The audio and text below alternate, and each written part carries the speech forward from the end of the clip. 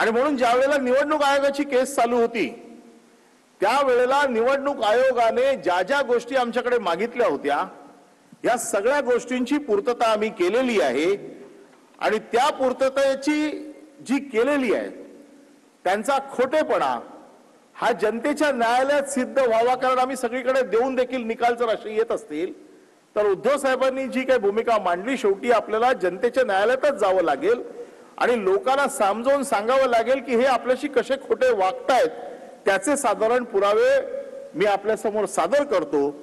आणि म्हणून की जी 2013 ला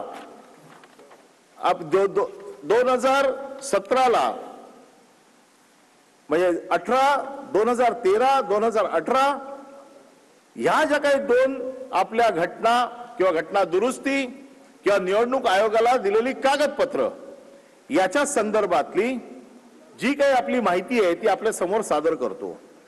2013चं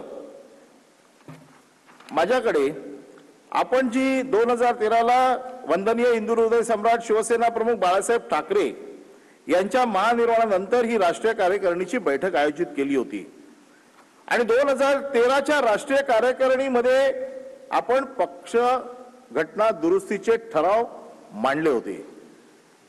23 जानेवारी 2013च्या राष्ट्रीय कार्यकारिणीमध्ये पक्ष घटना दुरुस्तीचे जे ठराव केले गेले हे शिवसेना भवन मुंबई येथे केले गेले। यामध्ये पहिला ठराव जो आपण केला तो असा केला, ही राष्ट्रीय कार्यकारिणी असा ठराव करते की शिवसेना प्रमुख हे दैवी संज्ञा केवळ स्वर्गीय बाळासाहेब ठाकरेंना शोभून दिसते, म्हणून यापुढे पक्षातील कोणत्याही पदाधिकाऱ्याला शिवसेना प्रमुख ही संज्ञा नावापुढे जोडता येणार नाही आणि म्हणूनच शिवसेना प्रमुख ही संज्ञा गोठवण्यात येत आहे। हा आपला पहिला ठराव होता। आपला दुसरा ठराव होता, ही राष्ट्रीय कार्यकारिणी असा ठराव करते की शिवसेना पक्ष प्रमुख पद हे शिवसेनेत निर्माण करण्यात येत आहे आणि शिवसेना पक्ष प्रमुख हे पक्षाचे अध्यक्ष असतील, त्यांची निवड शिवसेना प्रतिनिधी सभा करेल। शिवसेना पक्ष प्रमुखांची मुदत 5 वर्षासाठी असेल। तिसरा ठराव असा होता, ही राष्ट्रीय कार्यकारिणी असा ठराव करते की शिवसेना पक्षातील कार्यकारी अध्यक्ष म्हणजे त्यावेळेचं वर्किंग प्रेसिडेंट हे पद यापुढे रद्द करण्यात येत आहे। ही राष्ट्रीय कार्यकारिणी असा ठराव करते की आदरणीय हिंदू हृदय सम्राट शिवसेना प्रमुख बाळासाहेब ठाकरे यांच्याकडे शिवसेना प्रमुख म्हणून असलेले सर्वाधिकार शिवसेना पक्ष प्रमुख यांच्याकडे सोपवण्यात येत आहे। शिवसेना पक्ष प्रमुख हे पक्षातील सर्वोच्च नेते असून त्यांचे पक्षाचे धोरण आणि व्यवस्थापन याबाबतचे निर्णय हे अंतिम असतील।